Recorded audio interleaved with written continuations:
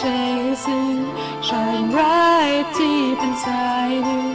When will you ever let it shine from within and cast all of your fears aside? You'll see the light. Until that day comes, be strong, we shall be there, always here beside you to make sure you're safe. But soon you'll realize that darkness and light lead to the hero's sacrifice, and side by side will bring you back to life.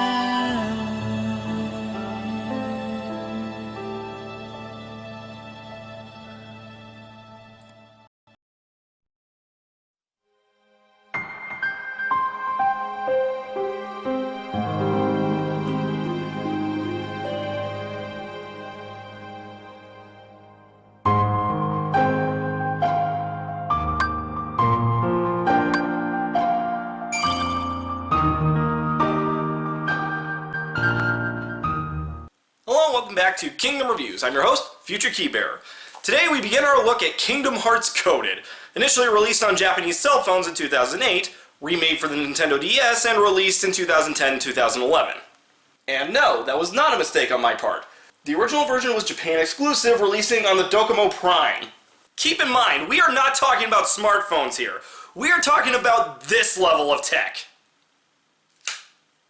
Why they decided to do this, I have no idea. I will say it was smart of them to remake the game for an actual video game system when releasing internationally. People already complain about the series being spread over various systems, but I think cell phones in an era where people mostly use them for, God forbid, talking, would have taken the cake. All that said, much like when I covered Chain of Memories, I'll only be talking about differences between the two versions when they're more than just graphical.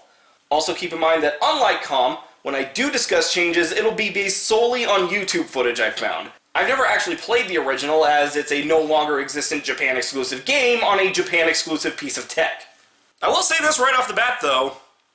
I'm actually surprised at how few differences there actually are.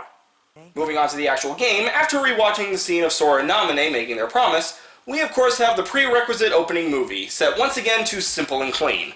And it's a bit more understandable this time around considering the subject matter of this game. This time the movie is a visual recap of Sora's adventure thus far. Though what I love most about this is that once it gets to the events of COM, the scene glitches out for a bit before skipping to KH2. A nice reference to the fact that Sora doesn't actually remember it. Afterwards we see Jiminy going over his journals, noting that the first one only has one line, "Thank Namine," in it. However, Jiminy finds a second entry in the journal and rushes to tell the king about it. A mysterious message. Uh-huh. I certainly didn't write it. You know, Jiminy doesn't remember the first entry either. What, does he just have some memory of writing it, just not why?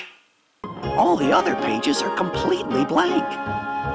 Sure, the words you wrote are gone, but that doesn't mean the journal is empty. If not for this being a universe of general magic bullshit, I would question that. So the king has Chip and Dale digitize the journal to try to analyze its secrets. However, a series of bugs appear in the data, impeding their progress.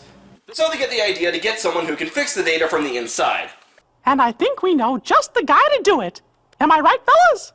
I get where you're going with this, Your Majesty. I'll call Leon and the others in Radiant Garden, and maybe they can email Tron over or something. No, of course, they pick the version of Sora that exists inside the data, as opposed to, say, a seasoned digital warrior whose express purpose is to eliminate these kinds of viruses! I'm harping on this because not only is Tron an established entity in this universe, he was part of the main plot in KH2. To be fair, there is a throwaway line about picking someone that's already in the journal data, but it still seems wrong to me that in a game about exploring system data, the only reference to Tron is a brief shot in the KH2 portion of the opening. Moving on, we get a pretty nice recreation of the Station of Awakening from KH1.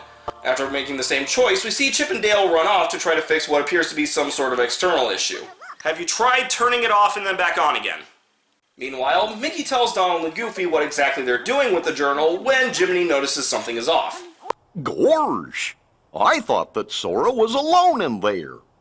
I don't know when Sora told you guys about it, but okay. Anyway, Sora sees some guy in an Organization 13 cloak, and Mickey urges him to follow. And Sora instantly trusts the mysterious squeaky voice. After following for a little bit, Sora encounters the Heartless.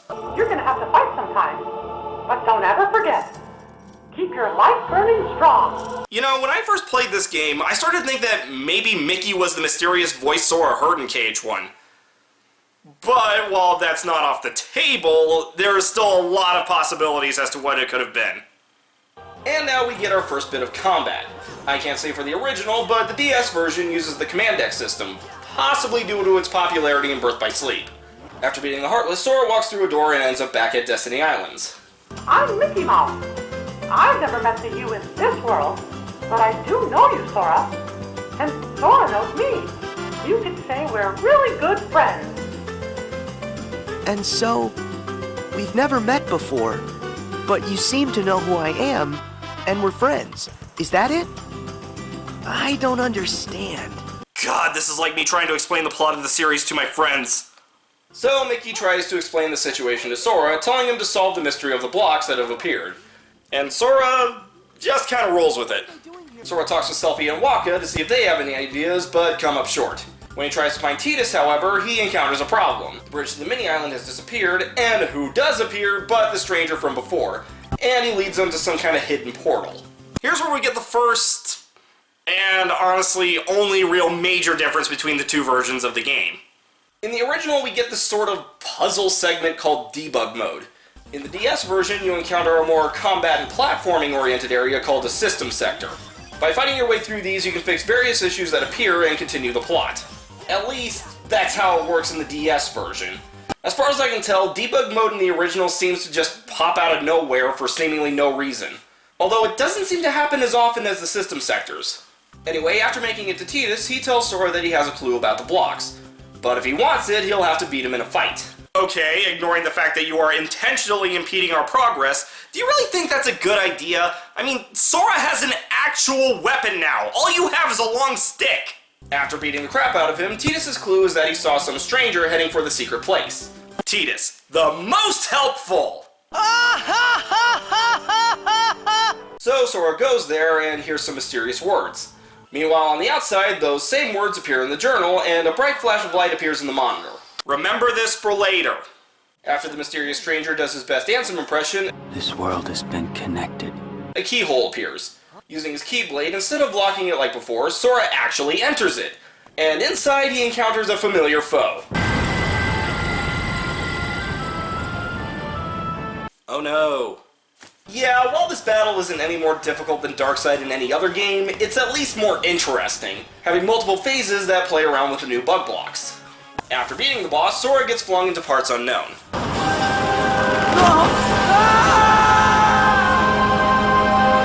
Say what you will about this game, but I will always love it for giving Haley Joel Osment the opportunity to redo that moment.